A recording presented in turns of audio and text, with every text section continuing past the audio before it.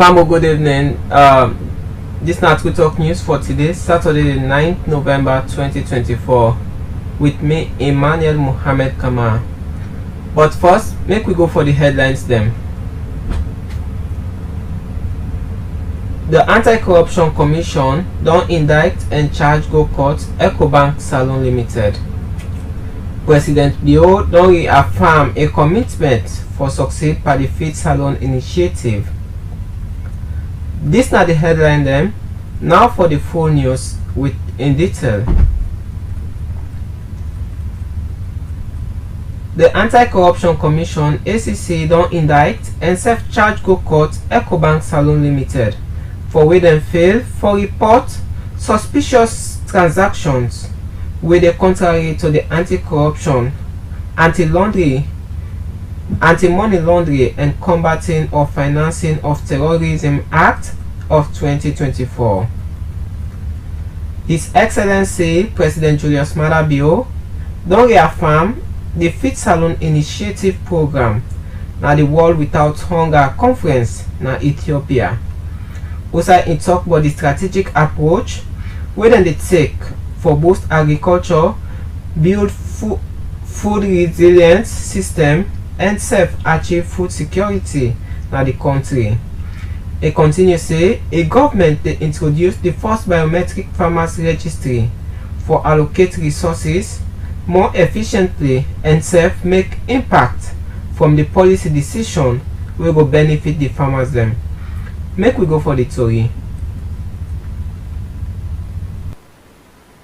Sierra Leone, our flagship Feed Salon program is our roadmap to boosting agricultural productivity, building resilient food systems, and achieving food security. The initiative directly taps into our immense agricultural potential, youthful population, and favorable climate, leveraging modern technologies to enhance productivity.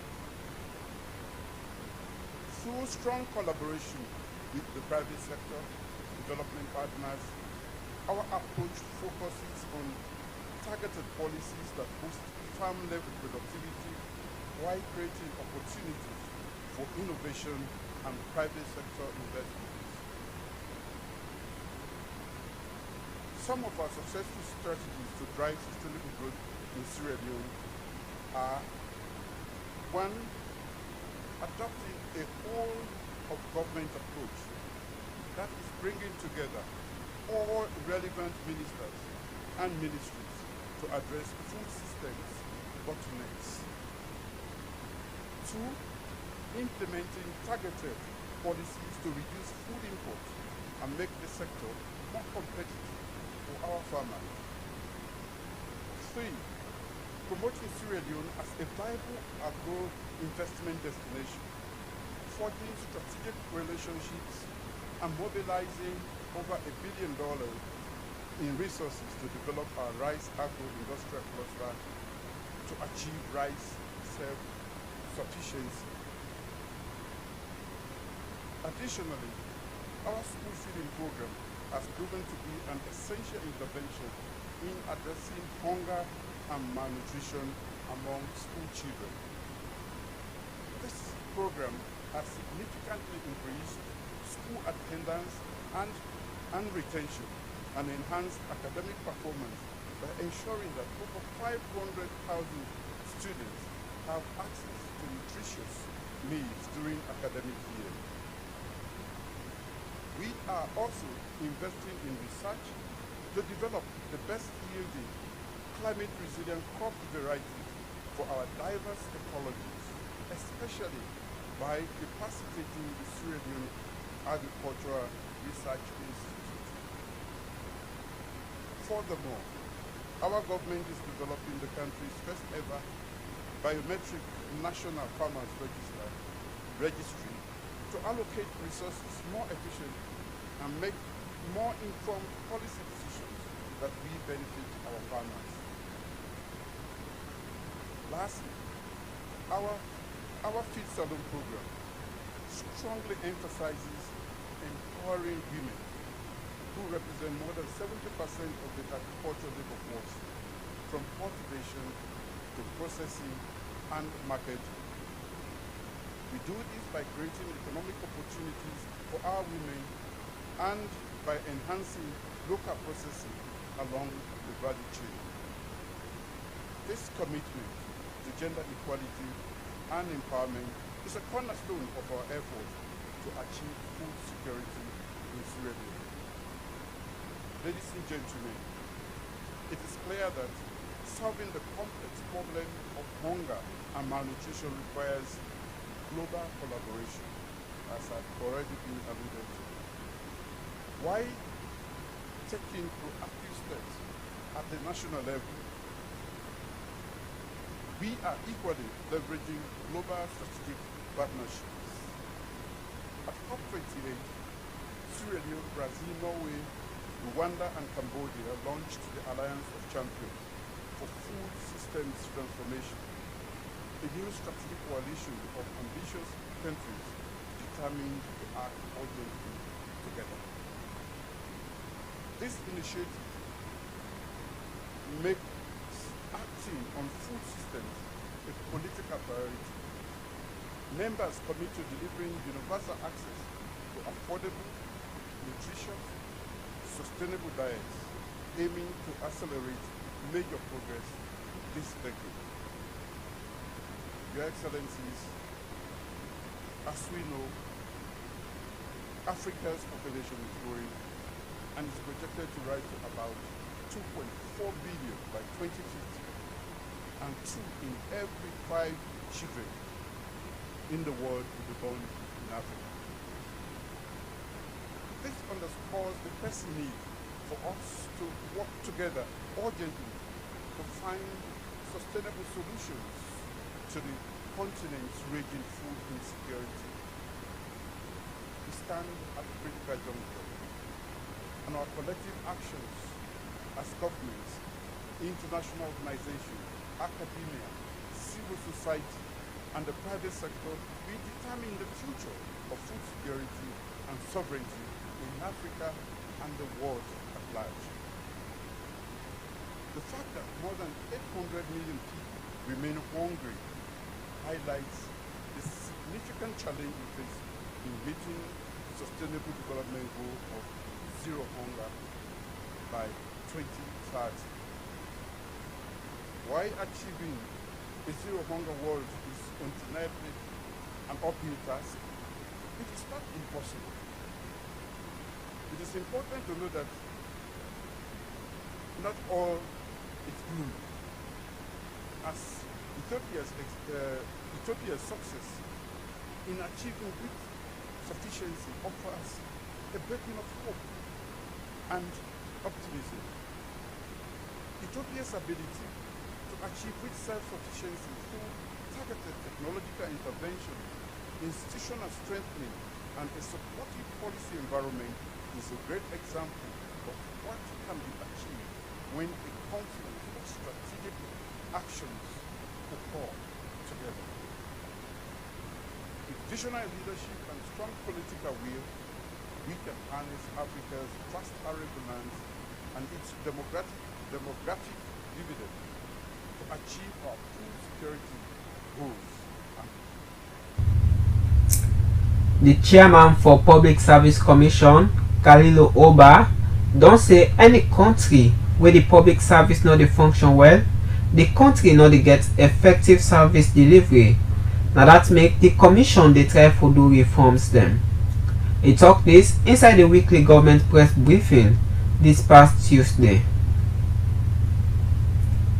A total statement I want to make here is that any nation where the public service not correct, service delivery no go go for the people, then let it know. So government they try for belong to the current needs of the people. The 21st century we say public service to the people should be okay, should be 100%. What you concern with right now is about what the government they try for do for revamp the entire public service. The mandate there, how do we go about it? We shall one really go. To a very large extent, the public service don't become a little bit archaic. It not be quite responsive to current needs. So government can fit for say for render service to the people of this country. We need for overhaul this machine. It's not like vehicle. As they go along, as they old, we need for calibrator, maintenance, and in the same vein, this big vehicle where they carry out all these things. Government now say, now we try for calibrator, and they call revamping for this entire public service, for quality service delivery to the people of Sierra Leone. Now they type up to even where the deputy minister they talk about wages and compensation. In most areas, we all belong to the same umbrella, we call ourselves public service. But with condition of service not to the same. So government also think and fit say, that we bring something we will try address this anomaly. We call it anomaly. We will do recruitment. Today we will take administrative officer, grade 7. We take accountant, grade 7. But the salary not the same. The accountant is paid more than the administrators, and they have the same first degrees. In isolation again, in other departments, you see somebody grade 7, then they pay and pass the grade 9 man in the other area. So all these are lapses will they affect incentive for that they deliver service to the people of this country. So this lead government for what they call the Wages and Compensation Commission. Then they can address that irregularity, call it irregularity. People of the same grade, same qualification, render the same service for the same grade. Because of the big responsibility wey journalists dem get to society, Melvin Mansari, wey na a journalist, don call for the review of the IMC Act, as most of the provisions of the act dey only focus on holding the journalists accountable, but not how the public will be accountable, as na dem get bigger responsibility for uphold the freedom of the journalists dem na salon. Make we go for the tori. Journalists dem, dis na people wey dey provide information wey important to motorman in life and sef the place where e dey. Journalists dem dey give true and useful message to people, but thing wey just happen, thing wey people dey hide, expose corruption and crime, and sef guide people. In order for this normal, journalists dem dey make people know about events, issues, and sef people and thing dem wey dey impact society or affect people daily life. With all this role, journalists dem dey really suffer na salon, because plenty no dey get salary, and sef the one dem wey dey receive salary, dem no dey pay dem better. For all this, the law na salon dey force journalists dem for make dem be careful and make society safe. Inside one interview wey True Talk do with Melvin Mansari, wey na a journalist, say dem for review the IMC Act, wey na the law wey dey guide journalists dem na salon. I think we need a special court for crimes against journalists. We need to change also the IMC Act. The IMC Act is what I would call, it look more outward than inward. The act gets punishment for journalists them with the ambog members of the public, but in other provision for members of the public with the ambog journalists. That's a fundamental omission in the IMC Act. That should be inserted if there is going to be an amendment to that. It continue for call on media house them and self-journalists them for improve in their safety measures and self-get insurance for the staff them. And of course, for the media fraternity itself, we should be adjusting on, for example, how we can improve on our own safety. And I want to suggest that media house them, although they are constrained, but it's high time, for example, in emergencies, which is the global theme, we will get insurance for we journalists them on a salon, for let journalists get fine pay safe and art team. Let's talk about insuring journalists. You cannot expect a journalist to cover Corona, Ebola, landslide, or wars where we not get for now and we not pay for get, and you go Magbana for equip with journalists them for protect their lives. It takes an institutional approach, it takes a governmental approach, it takes an international approach, because at the end of the day we see what Israel they do to journalists them in Gaza and elsewhere, and who takes the blame for that. So the world at large for CC journalism is not a crime, but stifling it is, and we all work towards that end. Because Emmanuel, Kamara, the report for True Talk. Family members say you still dey listen to True Talk Radio 98.5 FM, and also they watch we live now with Facebook page at True Talk FM, and sef now with YouTube channel. We dey continue with we next story. The Ministry of Finance don add 5% tax to the importers of rest na salon. This na through the new Finance Act wey the ministry been pull. This will make True Talk Radio bin go waka. Now some market them for see, waiting traders and get for say. We reporter Antoinette Cargo get more. The Office of the Presidential Initiative on Climate Change, Renewable Energy and Food Security, in collaboration with other ministries there, don't end the second edition for the 2-day Climate Resilience and Energy Transition Dialogue, GRET 2024. Now the Bintumani Conference Center. They hold this dialogue for talk about the long-term energy transition, investment, access to modern energy, cooking service, integrating food system, resilience, now the Feed Salon program, climate financing and funding, locally led climate action, and unlocking renewable energy investment opportunities na salon. Vice President Dr. Mohammed Julde Jallo, where in a give statement talk about how the effective use of energy go boost the private sector, create job, generate revenue for the government, and same way so boost food production. To Chad, to all of these countries that are suffering through immense fragility, you will realize that energy can be vital to support them to move out of fragility. Because energy can provide the opportunity for them to address the immense job challenges they are facing because the youth population is on the rise. Energy can help them to bring down the cost of food in their communities. Energy will be able to give them the fiscal space that they need. Instead of subsidizing energy to spend it on capital investment, energy will be able to support them to build effective social service delivery chain. It continue for say, energy link to development and the resource we they need for build effective service delivery. And energy is linked to development. How do we build those resources and how do we build those connections? And this forum, I believe, holds tremendous importance for those. Famul, as we wrap up the news for today, make we now go for a sport story. Leon Stars then coach winner Amidou Karim don't name the 25 players them for the 2025 AFCON qualifying games them against Chad and Zambia. Kamara, we been don't retire, don't come back now the team and ready for play then 2 games here next week. We reporter Yakuba Yayaba gets the story.